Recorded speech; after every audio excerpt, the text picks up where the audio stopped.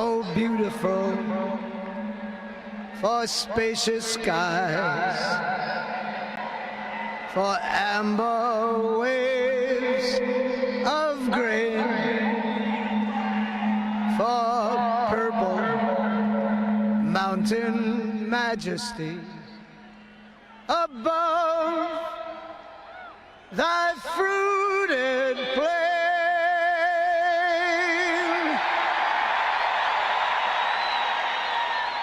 America,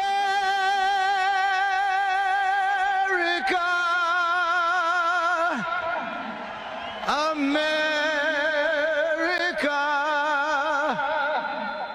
God shed his grace on thee.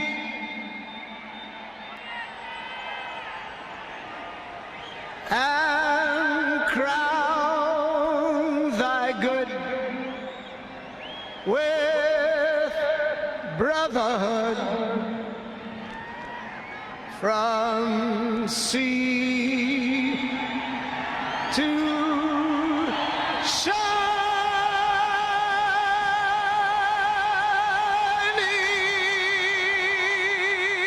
sea.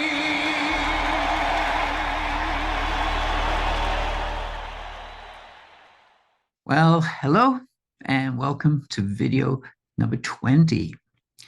It's All Hallows Eve, and I'm excited to share with all you wizards, witches, and weirdos what I believe John Dee, Edward de Vere, and yes, Ben Franklin were really up to behind the scenes.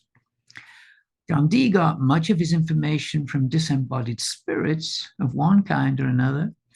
He was certainly duped by Edward Kelly, his psychic medium, in their angelic communications, but he himself was devoutly sincere in his desire to be an earthly conduit through angels to the divine truth. Many in the aristocratic ranks secretly joined him and were dabbling in alchemy, some for monetary gain, yes, but many for its true purpose of raising consciousness, the great work of self-purification towards enlightenment. Shakespeare made full use of the public's curiosity about it.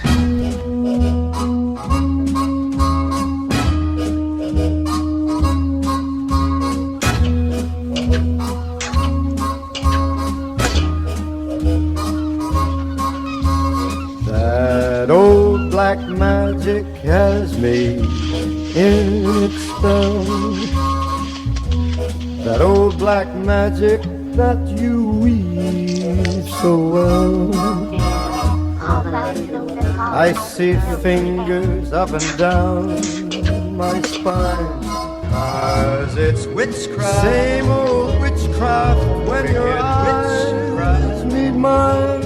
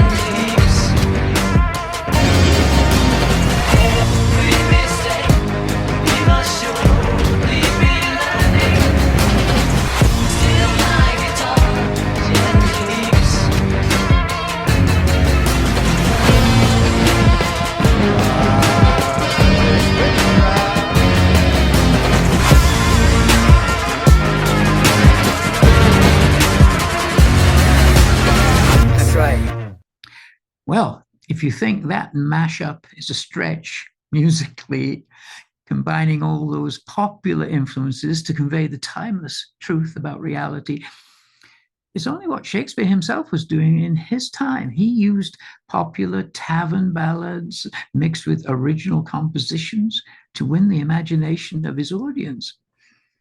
And isn't that what we find here in these codes? Ben Franklin is drawing upon all the ancient wisdom and influences of Hermes Trismegistus, Thoth, Egyptian deities, sacred geometry, Hebrew gematria, the triple tau, the Rotas magic square, and, thank God, inclusive Christianity as practiced by Emperor Constantine before it became hardwired into missionary crusades. All to show us that we are one. It's a lot to wrap our minds around, I know. So much mirror imagery, revolve, rotate, left to right, up to down, Latin to Hebrew to it's all Greek to me.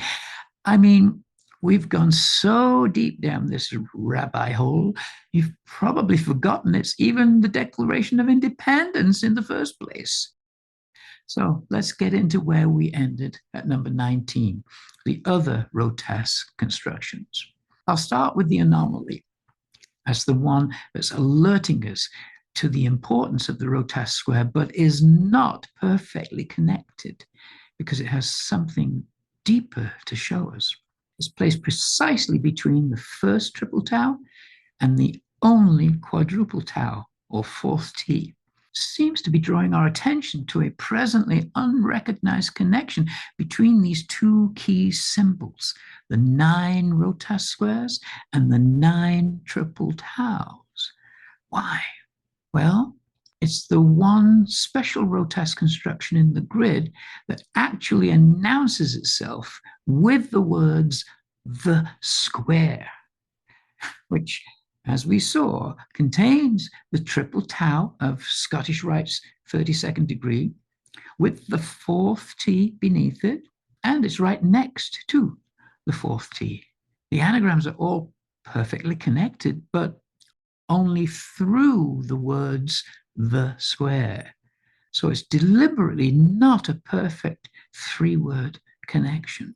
But, and this is very important, it is expressly saying it is separate and equal to the fourth T vertical.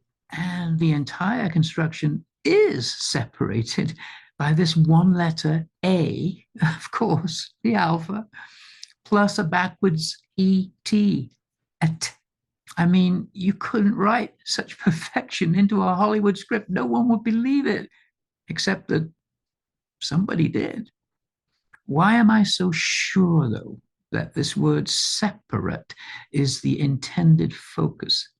Because it exists in exactly 3 places in the Declaration.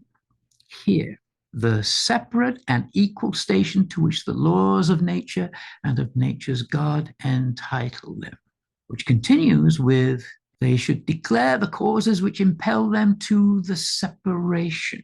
And finally, we must therefore acquiesce in the necessity which denounces our separation.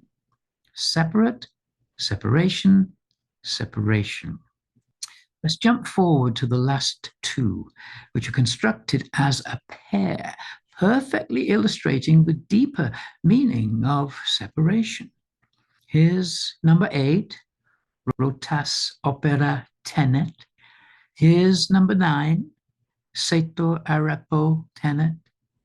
Here's the 2 combined, entirely separate and complete in themselves, no duplicated letters, all perfectly connected, and yet through the center of both constructions and using letters from both is the phrase, our separation.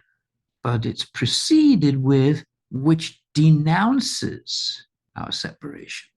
The literal meaning of denounce is to publicly declare something wrong. Well, the political meaning in the document itself is that the British king is denouncing the colony's separation from England.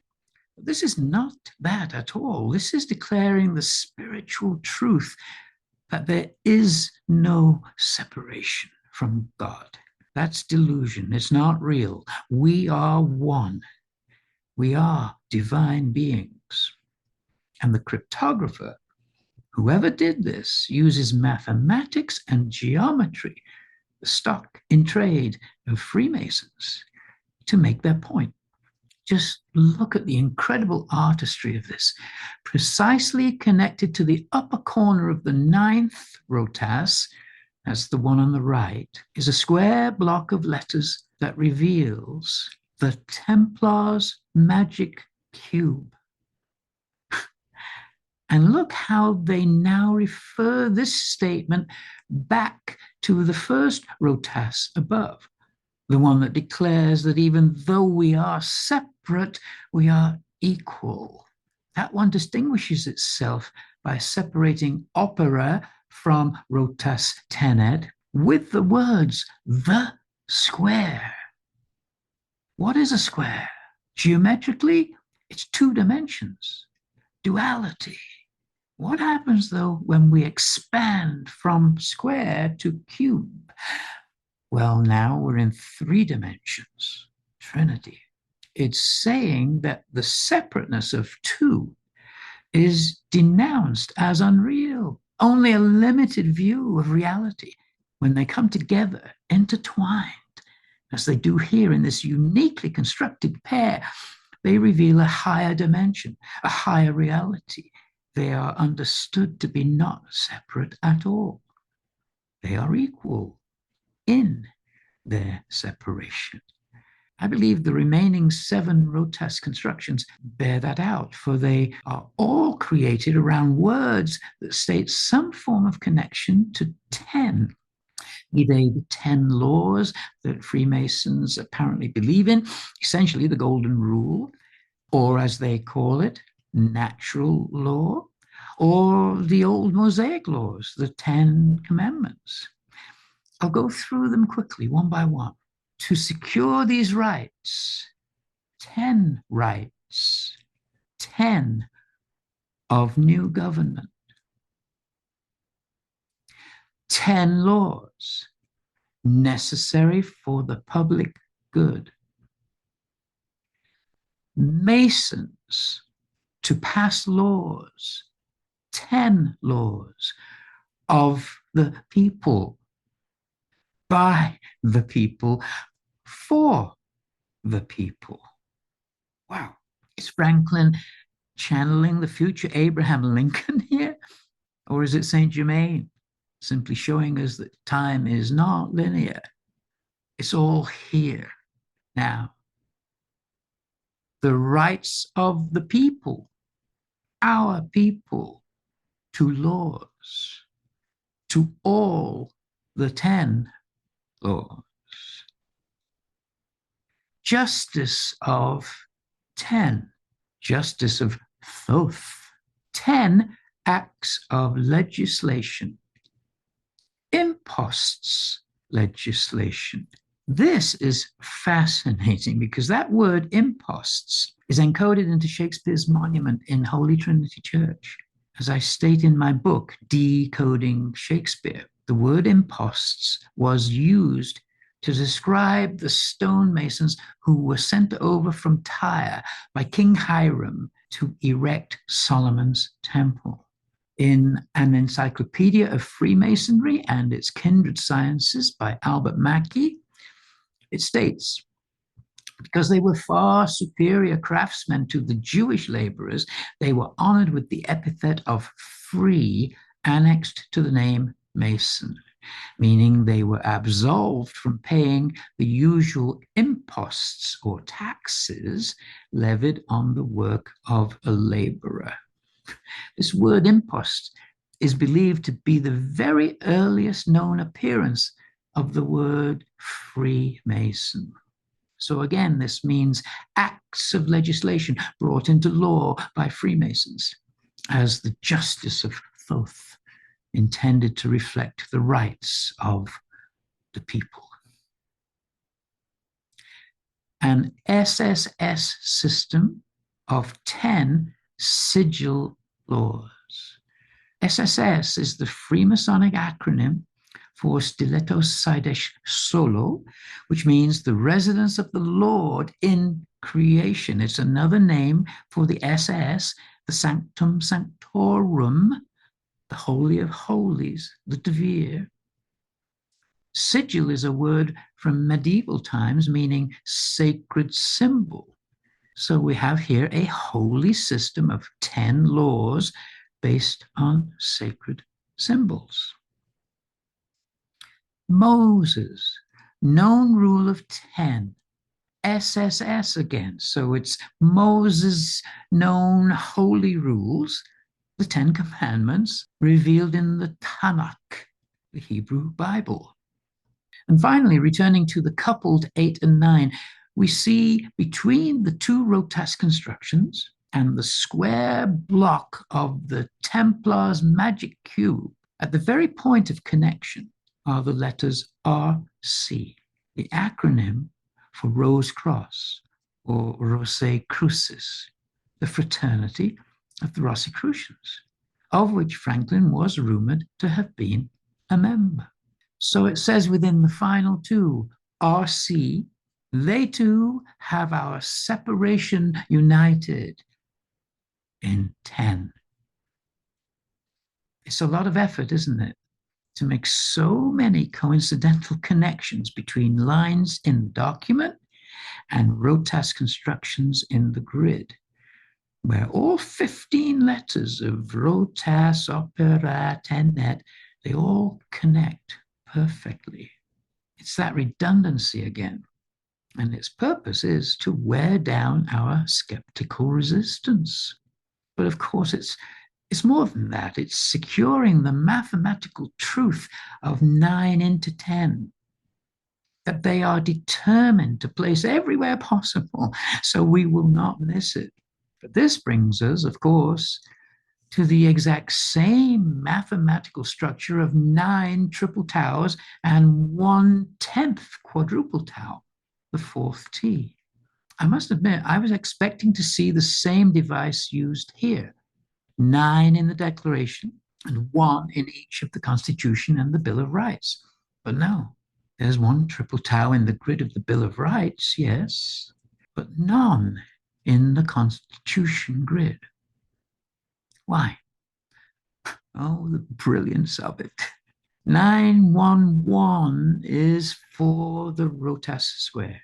It warns us of the perpetual duality inherent in the 911 ratio, 1.22222222 solid flesh forever. Because, of course, that's its nature. In the cosmic scrabble of life, we can go round and round and round forever if we choose. Forwards, backwards, this way, that, incarnate back in time if that's your desire. This is a cosmic dream factory. Its very purpose is to satisfy every possible desire of the soul, unaware of its omnipresent omniscience. It can entertain itself and delude itself forever. And since we've been given free will, the Lord cannot nor will not take that away from us. But be careful what you wish for. There's no end to what our soul can imagine and manifest in this essentially unreal universe. The Rotas square, for as brilliant a construction as it is still something created, manufactured by man or angel or super enlightened 500-year-old never-aging Saint Germain lookalike. Whoever did it, we don't know. But the beauty of it is it's all sacred. Every aspect of it is made up of alpha, omega, and et, and even incorporates the triple tau, the fourth T, the SS, the 10, 10, 10, 10, the Chi Rho, and the shape-shifting Aleph Z. It's nothing but sacred symbols. yet it's still the created. If we want to escape duality, we need to get closer to the actual given name by the Creator to Moses on Mount Sinai. Granted, it's still just a symbol, a name for the nameless, 3 words, Ehyeh, Asher, Ehyeh, translated to I am that, melted down, thawed, and resolved into its simplest form. It's the letter T, a cross, 3 times T for Trinity. And so this symbol, the triple tau, does not occur in the Constitution grid because the cryptographer is giving us 901. And 901 is forwards and back or revolve, whichever way you like. It's either 910, 9 into 10, 1.11111111, unity. Even 9 divided into 1, 901, is 0.11111111, still unity. I believe the beauty of what we've been given here is that even duality, as found in the 911 of the Rotas square, is still all God, it's all sacred. But I know that opens up Pandora's box of paradoxes, a very tricky place to go. But this is not the place to get into a religious debate, so I hope you all understand I don't mean to challenge anyone's religion or opinion as to what is reality. This is just my own belief, and it happens to be one that I see reflected in the mathematical perfection that these documents are apparently designed to reveal. My own experience, which I share with no expectation that it should be embraced by anyone else, is that the divine is always answering every prayer, every thought, with a corresponding manifestation of whatever it is we ask for, with intensity of focus and a genuine heartfelt purpose to do no harm. But I'm also aware that that hypothesis requires that thoughts of lesser purity of intent are equally answered. They must be. It seems to me it's just a mathematical law, a law of 10, perhaps, that if you know you are 10, you should be careful what you wish for or pray for. Because with free will, the gift that keeps on giving, there's no end. We'll meet again somewhere down